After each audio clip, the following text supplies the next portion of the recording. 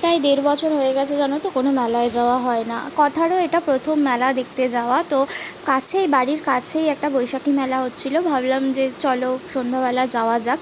তো সেজন্যই বেরিয়ে পড়েছিলাম। কথা তো এত আলো, এত আওয়াজ, সব কিছু দেখে শুনে ভীষণ আনন্দ পাচ্ছিল। এমনিতেই ও বাইরে বেরোলে ভীষণ আনন্দ পায়, সব কিছু ঘুরে ঘুরে দেখে, ওর সব কিছু খুব দেখতে ভালো লাগে।